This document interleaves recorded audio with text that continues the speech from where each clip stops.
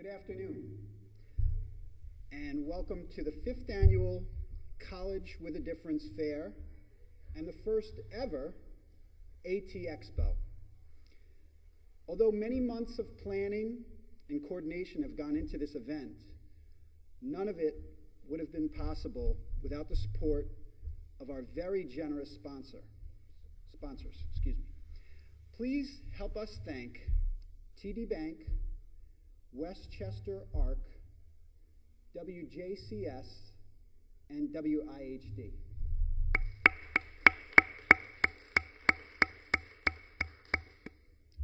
We are also very grateful to our Pleasantville Superintendent, Mary Fox Alter, our new Pleasantville High School principal, and our assistant principal, Dawn Bartz and Greg Fondy, as well as the support and guidance of our school counselors, especially Elizabeth Hamill. Although she could not be here today, we all owe so much to our Director of Educational Services, Dr. Carolyn McGuffog. A special thanks also goes to Sam Idella, our resident tech guru, without whom none of these tech connections would be possible.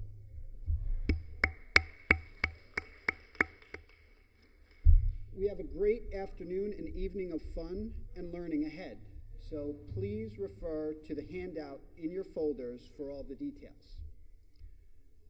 So let's get started. Our opening speaker today is Kristen Love. Kristen Love is the Senior Project Coordinator for the Institute of Innovative Transition.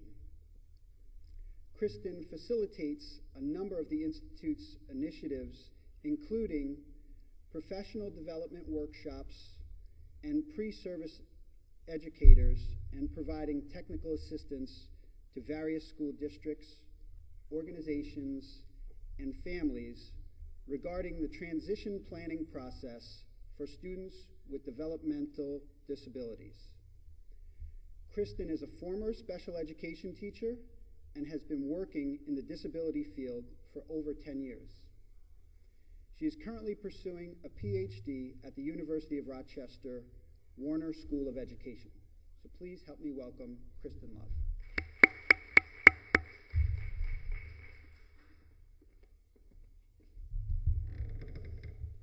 Thank you, and thank you for inviting me, Pleasantville SEPTA and Tara Klein. I'm very honored to be here, and it sounds like you have some wonderful events coming up today.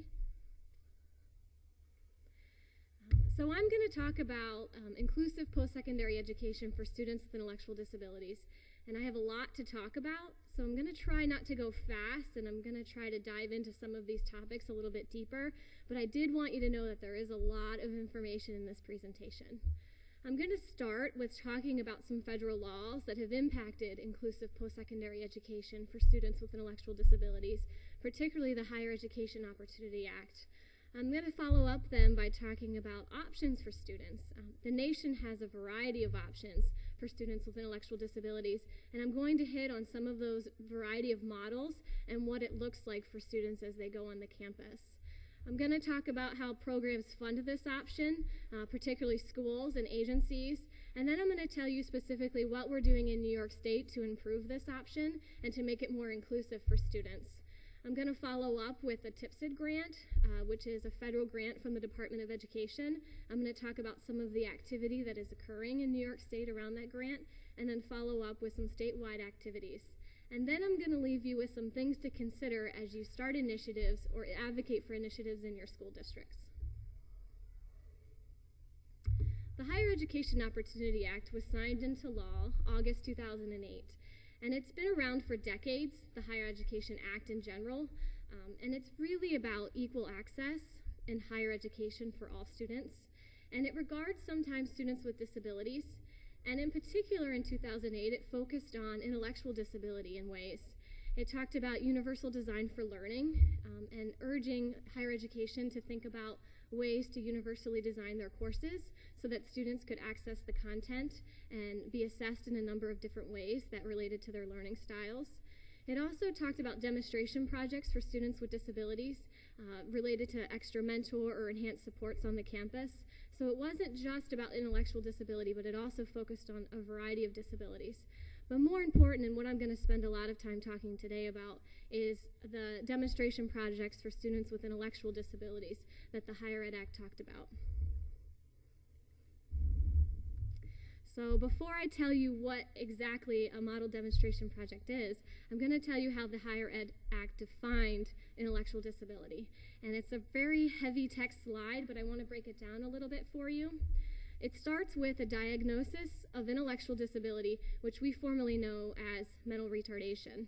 And it's comprised of cognitive functioning limitations and adaptive functioning limitations as well.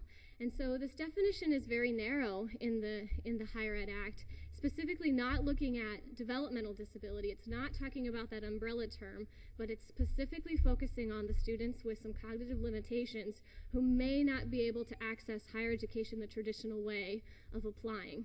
These types of students would have IEP diplomas and maybe be tracked in a 1211 program or an 814 program. So for examples of students who may be eligible under this definition would be a student with Down syndrome, a student with cerebral palsy may or may not be included in this definition. It would all be characterized by the significant cognitive limitation that student may present. A comprehensive transition program is what this law defined as a post-secondary ed program on a campus. And this really started to drive how programs were thinking about how they were on that campus and what access looked like for students. And so a really important piece of this was that these programs were a part of the campus. The students were enmeshed on the campus culture, and there was a structure to the program. So the first piece of this definition is a degree or certificate or a non-degree program. So they're really talking about that there's structure on that campus for students, that they have access to a variety of activities, and that it's a little formalized than an informal handshake of students just showing up on the campus randomly. It's also talking about that it's offered by an IHE, and this is very common sense. If you want to have a campus-based program, one of your main partners has to be a college or a university. It's also talking about that it's designed to support students with intellectual disabilities in order to gain a competitive employment job. And so the purpose of these programs is that it links to employment. So students are constantly thinking about their career aspirations and linking courses and social events and activities that they do on that campus to what they want to do in the future. And lastly, it also talks about that at least 50% of their day needs to be spent with students without disabilities. And this is something very important in the definition that a lot of programs, even now that are structured, need to consider. Some of the programs, which I'll talk about a little bit later, may not offer opportunities for students to be a part of the campus culture. And if they want to be known federally and receive some financial aid later down the road, they may need to look at how they structure their program and provide some inclusive experiences for students. And so that's what I'm going to talk about next, the variety of experiences that we see for students. And I'm just going over a few pieces because I think you could spend hours talking about all the different things that we see in the nation and even in our own state and what's occurring. But basically, we know these programs in 3 different kinds of models. And the first one is really a substantially separate or segregated model. And what this looks like are students shuttling in from a school bus, or maybe their parents are dropping them off at 8 o'clock in the morning, and they go to a classroom structure, and they stay within that classroom structure for the entire day. And they're being taught by special education teachers or support staff, but they aren't really experiencing the campus culture. Maybe in pockets of experiences, but it's not a part of the common structure of the program. And so this is what that little slide shows you, is that these students who maybe have that separate experience may go to some campus events, but they aren't really connected and linked to the campus. They aren't taking classes possibly, and they may not be connected to an organization as well. And so as I move the slide, these other experiences still exist for students, but it gets more and more inclusive because it more links with what the college campus offers. And so the next option that we see that is actually pretty common in New York State is the hybrid or mixed model. And this provides students with maybe opportunities to sit on courses or be guest students, possibly audit the course. They also participate in social organizations and campus events. but they are a little bit more a part of the campus culture. Additionally, they may be receiving some individualized instruction or separate instruction from an adult agency or a school partner. And this is typically what we see just because of the interpretation of state education and adult agency funding, is that that separate time is required for money management or daily living skills. And we're going to talk a little bit later about how to think about some inclusive ways to do that, but currently we see a lot of this model in the state. And the last two bullets that I wanted to put up here aren't necessarily linked to the third model, which is an inclusive experience, but I wanted you to think about the ways in which you can make the experience link very closely with what college offers. And so some students do hopefully go on to pursue college for credit, or they may end up matriculated in a program. And while that's not the typical experience for students, it is what inclusive programs try to align with, so that students have the opportunity to do those things if they have the ability and want to do those things.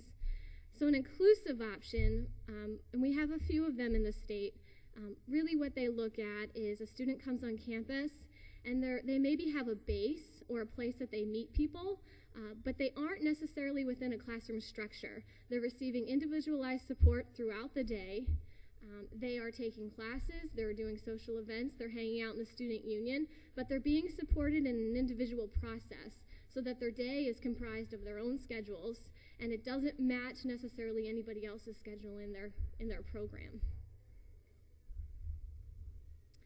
And so some of the student goals that link with these variety of programs are to become competitively employed. This is probably one of the most #1 reasons why these programs are meant to be so successful, because students pursue college just like everybody else does. They pursue it to learn more about their career aspirations, their job exploration, what they want to be in the future. It's also a very natural link to what happens to students around this age. Some people go to college. In fact, 75% of students around this age go to college. And so it's an important link for our students with intellectual disabilities to be a part of their peers and that process of learning how to navigate the social milieu of campus. They also learn the skills to live independently. This is a very common goal for these programs. They're teaching them how to navigate the campus independently, how to think about what are the payment plans they need to learn, how can they manage their money, how can they navigate social relationships on the campus. And so the common goal is to get students prepared for when they exit these programs to live on their own, to have a job, and to be able to maintain some relationships. And so after you hear all of that, many people ask, well, how do you fund it? These sound all great and good, but how can you get these things going on a campus? And it varies across even our own state. In fact, many of the programs that we see are public school funded. And that really means that a school district or a BOCES has driven and led the way in terms of funding this, providing the supports, possibly paying tuition and student activity fees, providing transportation for students to get on the campus, but they're the main drive for getting that program there. We also see that adult agencies can be the lead partner or a partner. And what that means is students over the age of 21, and we see this in a day habilitation model where they're going to the campus and they're being provided supports with their day habilitation staff. We sometimes see these two funding streams connect in the state, and some examples down here are Kingsborough Community College has a link. They connect with an adult agency and a school partner, and so they work together to provide the students 18 to 21 with the course access and social supports, but then they also work with students 21 and over who want to do those things through the adult agency. And this tends to be a very common and nice link for programs because adult agencies can provide a lot of those after-hour supports and vocational training and transportation difficulties. They can really problem solve a lot of those barriers. And school has a lot of the academic components of peer mentoring and getting those programs up and going and providing some instructional supports to students as they navigate the campus. We also see sometimes in-kind dollars to colleges, and this is more so related to liberal arts colleges, not necessarily community colleges in our states. We find that the tuition is waived for some of the liberal arts colleges. Students are sitting in rather than paying the audit fee or the tuition fee. And so that just really depends on the college that you have as a partner and whether that's an option for them. Sometimes they give rent for space for free. Sometimes they give certain supports or peer mentor supports for free by linking them with a department that has an interest in service learning for their college students. So it really depends, but they are definitely a funding partner in this initiative. Another thing that we see, which is less common upstate but a little bit more common downstate, is the private pay option, where their families are paying for the tuition or paying for the student activity fee, or they're possibly paying for the program in general for those students to access and navigate the campus through a particular program. And so this option does exist, and it exists in the state, and it's also pretty common in the nation for families to pay that tuition. Very little, though, do we see scholarships and startup grants. We do see them. In fact, Think College, which I'm going to talk about in a few minutes, Think College offers some startup grants to programs who want to get going on these initiatives for planning years or funding supports for students. And we also see some scholarships come out of some national societies. And so when those things come out, we send them out, which I'll show you the listserv in a little bit. But they're not as frequent as we would hope they would be. And then I left a little space because the last option isn't necessarily an option just yet in our state, but I wanted to let you know about it. It's the financial aid access for students with intellectual disabilities. And we could probably talk for hours about this option, but I'll hit it in a nutshell for you. This financial aid access is for students who have exited the school system and for programs that have applied to become that comprehensive transition program. So remember that definition I went back to earlier and talked about how programs need to be structured within their IHE. They need to have at least 50% of their days inclusive. They need to have an advising and curriculum structure. So all of those pieces, if they want to apply to be known federally and receive that aid, they can. But those students then can access that financially, the students with intellectual disabilities. So it's an important piece that the students are exited and the programs are then certified to go ahead and have those students access the aid. The other piece of this definition is that while programs may serve a variety of students, especially students with developmental disabilities, currently this definition only serves students with intellectual disabilities. So students with intellectual disabilities are the only ones currently that can get the financial aid access. Now that doesn't mean that your programs can't serve other students. It just means that this funding stream is only applicable to students with intellectual disabilities currently. And so we have tons of options in the state. And so the financial aid access we hope we start to work on in the next year, but we have about 22 campus-based options. And I just want to throw this out there, but how many of you think, which model do you think most of our programs are under? Does anybody want to answer? Yeah, we are a hybrid. I think I actually said that already, so you might have cheated, Bill. Yes, we are a hybrid. We do actually then have a lot of substantially separate programs in the state. We have maybe one or two programs that are on the cusp of inclusive experiences, but the rest of our programs really vary in terms of the separate substantial model and that hybrid model. And that hybrid model is a very vague definition because you can have a program that offers maybe 30% of their day and still be considered a type of hybrid model. And so I would want you to consider that programs need to constantly think about how they're making more of their experiences inclusive on that campus and enmeshing that student into the campus culture.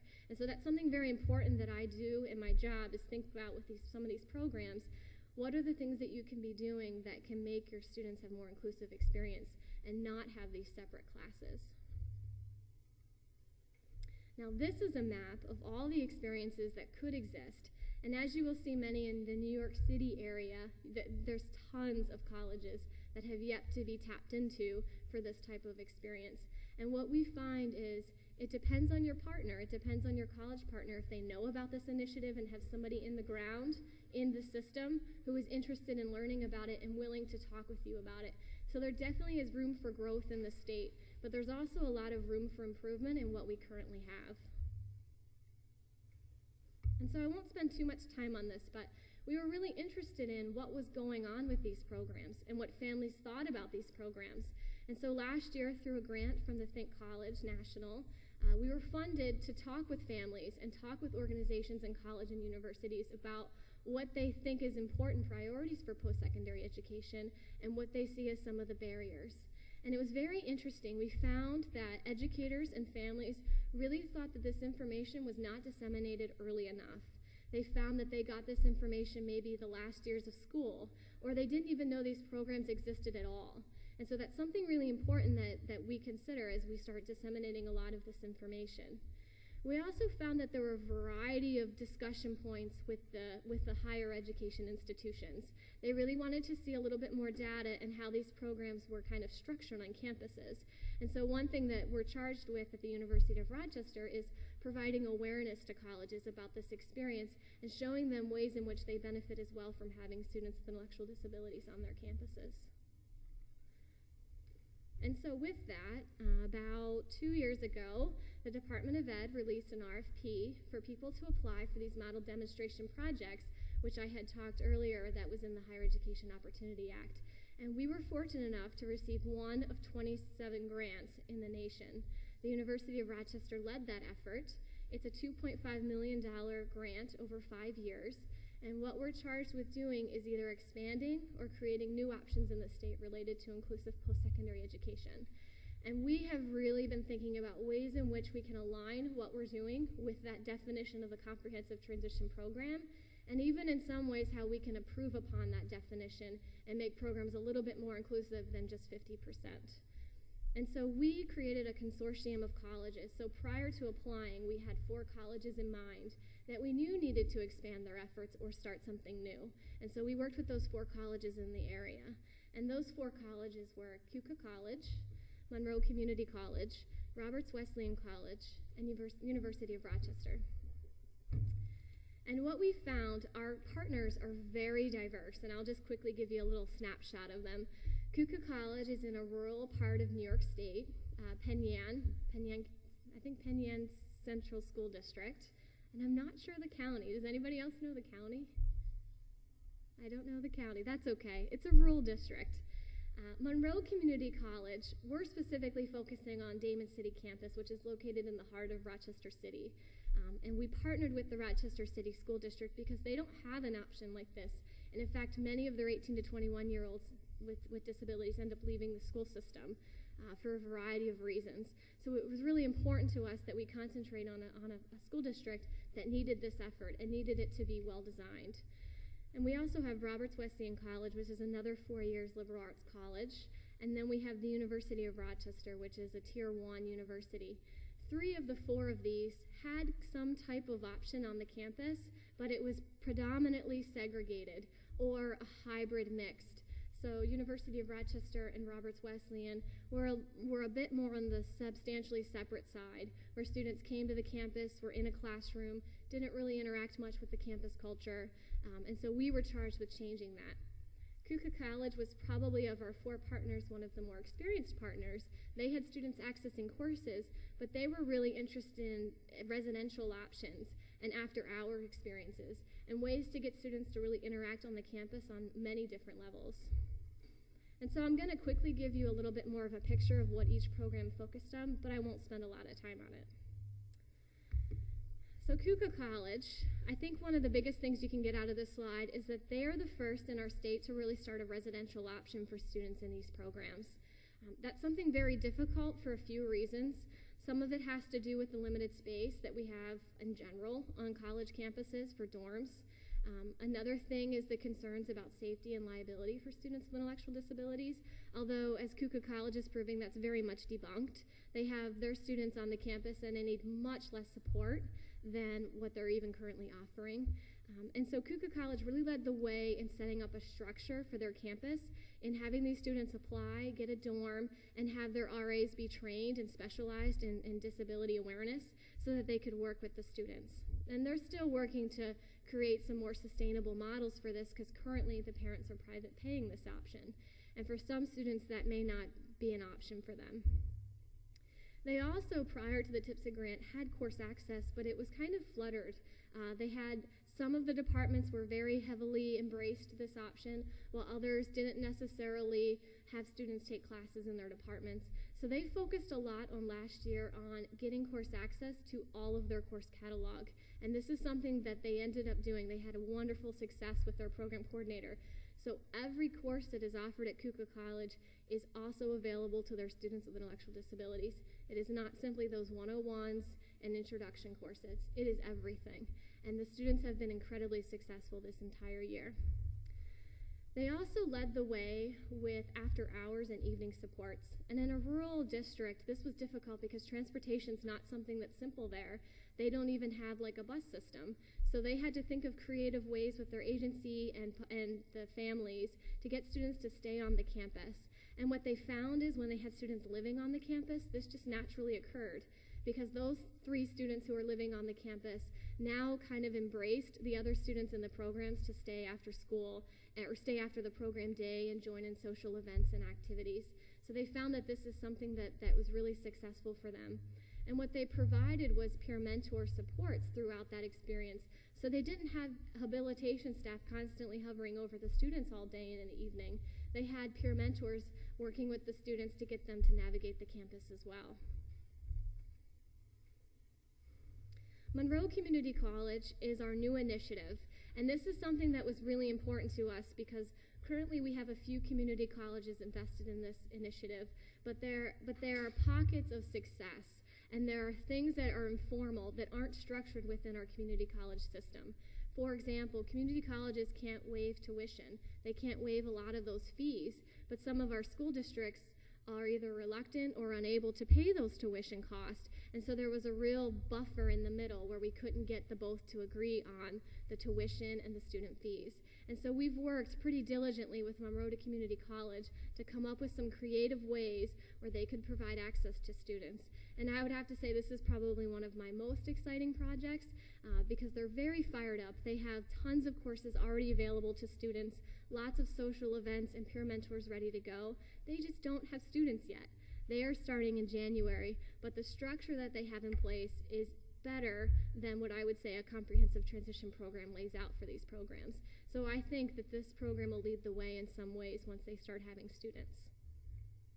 The other thing that they did, which I think is an interesting thing to think about if you're working with colleges, is community colleges sometimes have a separate workforce development department where they help with students going back just to get CEUs versus degree programs.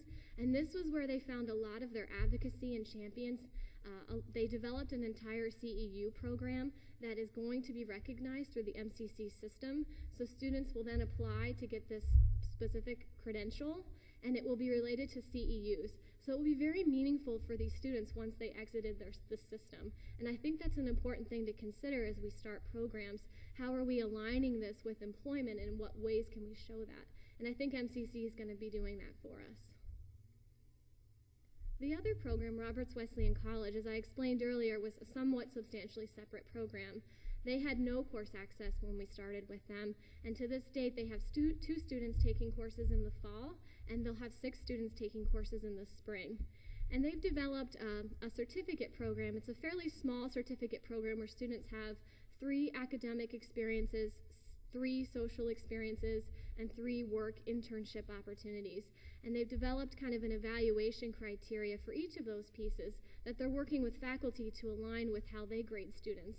So I think they're trying very hard to make it work with the entire college.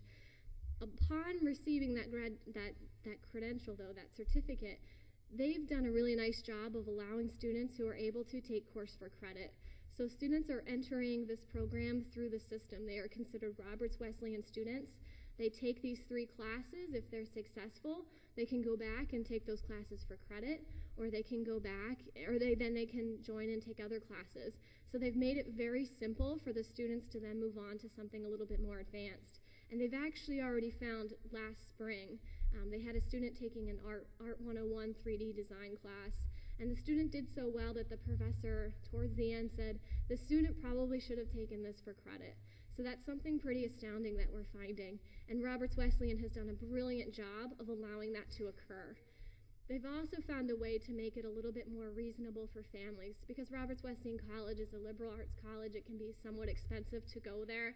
So they've found some creative scholarship opportunities within their system that allow students to maybe have a little bit subsidized tuition help. So that's been a really wonderful experience. They also partnered with an adult agency. And as I explained earlier, sometimes those two funding streams work well together. And so what they have found is the CP Rochester, who's their adult agency, has been creative in thinking about some other internship opportunities and how to also think about navigating the campus initially, because this program is just starting to get their feet wet with going out onto the campus and having the students do that. And their adult agency partner has been a little bit more supportive in saying, yes, these students can do this. Let's try it. Let's get them out there. Let's have them do it on their own. So it's been a really nice partnership. And finally, we have University of Rochester. University of Rochester has been working for some time to get course access, and we've just hit a few success bumps, so we're very excited. This spring, we'll have students taking classes in the Creative Writing Workshop Series, and they'll be taking some classes in the English department. We're hoping from those experiences that we can use that to platform into the other departments at University of Rochester. It's been a slow going with course access. Now, with that said, the peer mentor program that the University of Rochester has created has been an astounding success. They have at least 21 peer mentors on every semester basis interested in working with students and helping them navigate their campus experience. So it's been quite a wonderful collaboration with the University of Rochester in pairing departments and getting students, college students, invested in the program. Other key activities that we've been doing across the state, aside from TIPSID, is we were also funded through the New York State Developmental Disabilities Planning Council to create a dissemination strategy on how to get this information out to families, educators, and agencies. And so we've created a listserv for people to join, and I'm happy after I talk to give you that information if you'd like to sign up. We send out when grants are available, we send out when programs have updates, we send out newsletters from Think College. So we keep this group, this member group of this listserv, very well informed about what's occurring in the nation. And that's something that's incredibly important to us, that this information get out and not stay in one area. We've also, based on our summits that we had last year when we talked with families, we created a report, and that is located on that website back there. And you're happy to go there and check out the report and see exactly what some of those quotes are that families said. And sometimes this can be especially powerful if you're looking to advocate for this option in this area, if you want to use what people have been saying or see some of the barriers that were occurring. And so the other things that we created, and I'm going to slide to the next slides because they show a picture of them. We have a new Think College New York community of practice. And what this really is, it's like a Facebook page, but a little bit bigger. It's got blogs and videos and membership opportunities to talk with other people. It's got articles, conference events. This is really kind of our central zone for letting you know when things are occurring, not even just in the state, but in the nation related to post-secondary education. So this is an exciting place to check, maybe not frequently, maybe bi-monthly or monthly to check and see what's occurring. But even I just updated a few conference information and webinars that are coming up. So if you're interested in a topic, chances are it may be coming down the pipe if you're interested in it. And you can also let us know if you want to see something on here, and we're happy to put it on. We also, and this is probably one of the more exciting things that we've done at the University of Rochester, is created a statewide database. So through our regional summits, we found out the families didn't know what options existed in the state. We found out they didn't know where they were, they didn't know which colleges were participating, and so we created a statewide database, and we've just recently updated it so it's incredibly accurate thanks to our grants that we're able to do that. And so it provides you with the college that's participating, the partners, the contact information, and even more specifically, it kind of gives you an outline of what the program looks like. And so, for example, one of the questions is, how much percentage of the day does a student spend outside of their peers with disabilities? And so you can get a sense very quickly from this database if a program is substantially separate or a little bit more inclusive. Now, the one thing we did just put on this page, and I was actually talking to Tara Klein about this last month, is some of these programs are state ed vetted. They're through the local school district. The state ed knows that and are aware of them, and so families can be referred to these programs. But we can't guarantee that on this site. So that's something very important, that if you use this database, you should use it as a frame of reference. and contact those specific programs and ask if they are state ed approved, because that's something that could change year by year, even month by month. And so that's a really important piece if you're thinking about in that 18 to 21 range. And so, if you are thinking of starting this initiative or learning more about it or want to get your school district onto it, I highly recommend going to the thinkcollege.net website. They've spent a lot of time in the past year really focusing on visuals and interactive media to get you to learn a lot about what's occurring in the nation. They have a lot of modules about how to support students on the campus if you already have an option, and they also have a lot of information for students and families related to advocacy efforts and getting students prepared for going to college. The first book on there is one of my personal favorites because it's almost like a how-to book.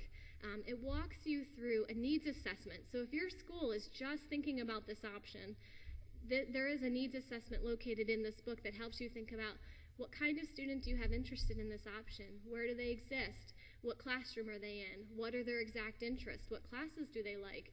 So that you can start from there versus somewhere else. And that may not necessarily be where you could start, but it's a good way to get going on this initiative.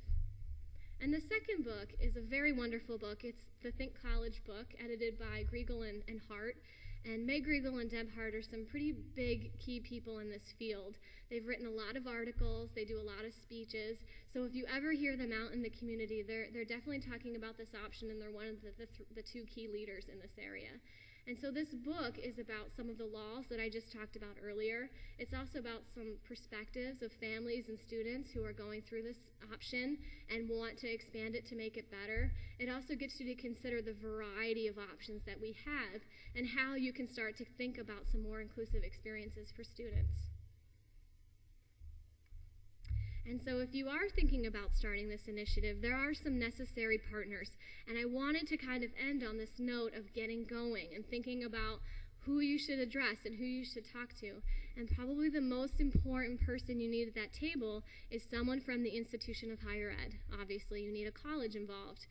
And what we found, especially in a state, is that you need a champion. You need somebody who gets it and is going to help you move it along in the system. And so at the variety of colleges that we've worked with, it's always been somebody in a very different department. Maybe it's education, maybe it's human services, maybe it's another department, but we've had somebody somewhere say that they're interested in this and willing to see it through. And that's probably one of the most key people that you can have at that place. You also need interested students and families. If you have a community, which your community is very grassroots, your families are saying a lot about what they want in your community and they're making it happen, that's what you need to make this happen. You need to have students and families saying what they want out of their college programs and how they want them to shift and change to be more inclusive. That's an important piece, and they're great people to have at this table as you start to create this experience. And I left a little space because sometimes, but not always, it could just be the college and the student. Sometimes the colleges can create their own post-secondary education option and private pay with the student or do the financial aid access. So it doesn't necessarily have to be through a school, but that's normally what we see. So the next person you need is somebody from your school district or your LEA agency who's also championing this process. And I would also urge someone who really considers that person-centered approach of how to individualize student schedules and think about creatively how we can get students on this campus. Because it's less about that classroom structure and more about an individualized approach to education. And so you really want someone from the school sitting there who goes with that philosophy and is willing to think outside the box to make it happen. And the same goes with the adult agency partner if your programs decide to partner with adult agencies.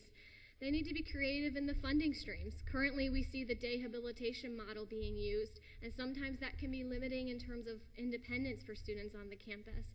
And so adult agencies have to be creative in thinking about how they're using their staff and how they're allowing students to experience success on the campus independently and also experience some failure on the campus independently. We can't always be there for students, and it's an important piece of planning these programs that you allow them to have those times to navigate it independently. And sometimes these funding streams can limit that. So adult agencies are a key partner in figuring that out.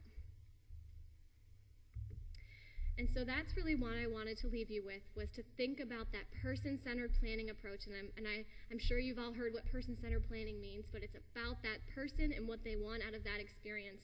And that's where you start. And many programs that are doing a really nice job, they begin with that approach. They ask students first and foremost, what classes do you want to take? What social events do you want to do? And they get students on the campus that way. Course access is also a key piece of an inclusive experience. And some of our programs in the state, while they have access to social events and they may meet up with college students without disabilities, they may not have any course access. And as we all know about college, that's an important piece to going to college. And so when you think about starting your programs, that's a piece that you cannot leave out, is how will they access those courses? How will they access the educational experience of college? I would also urge you to avoid recreating processes with the program. So a lot of these programs have separate application processes. They have an application that the students fill out and they get them enrolled in the program, and they never are actually formally known in the system. And sometimes that can be okay, but sometimes that also can lead you down a road of parallel access where you're not really getting to experience the campus and systems are shutting you down. For example, if you don't have a student ID, you can't go into the gym sometimes. You can't get a book out. And so it's really important to think about, how do these other students get IDs? They go to the student ID office. Let's get our students to go to the student ID office. Let's get them ID that looks exactly the same. So it's really important that as you start to create these options, that everything looks the same as much as you can. Also thinking about ways, and I had said a little bit earlier, of opportunities for independence. Sometimes this is where we see where the barriers with the programs are, is every single part of the student's day is with a staff. And it's really important that as programs begin to expand and develop and enhance the experience for students, that there are moments of independence on that campus. And that depending on the support level needed for each student, that those levels vary. And so we've had programs think about cell phones and pagers, iTouches, iPads, ways in which that they can check in with students to meet compliance for funding or meet compliance for state ed. They can check in with students, but that there isn't that face-to-face interruption of campus. Maybe that occurs for the students who need that support, but that doesn't necessarily have to be the way for every student in the program. And also what we have found is peer mentors and educational coaches that are attached to these programs are a wonderful benefit, especially when the peer mentors are matched in such a way that it's about relationships and less about who's interested in being a peer mentor. University of Rochester spent quite a great deal of time doing personality surveys with the peer mentors and spending a lot of time with the students in the program, asking them what they wanted out of peer mentors and how they wanted that experience to look. And so that match was very purposeful. It wasn't just haphazard, and that was something that we found very successful with the program. And educational coaches, it's very similar. Educational coaches tend to be the most natural if they're taking that class. And so we urge programs who do have college course access to think first about the students who are taking the classes already and if they would be interested in being an educational coach, because that's where it occurs, those relationships and networking within the class. And so here's my contact information if you're interested in contacting me more about TIPSID or Think College New York. I am the second one. Martha Mock is the director of the Institute for Innovative Transition, and she's the PI on the TIPSID project as well. And so I think I've left some time, I think plenty of time for questions. And so if anyone has a question, I'm happy to take it.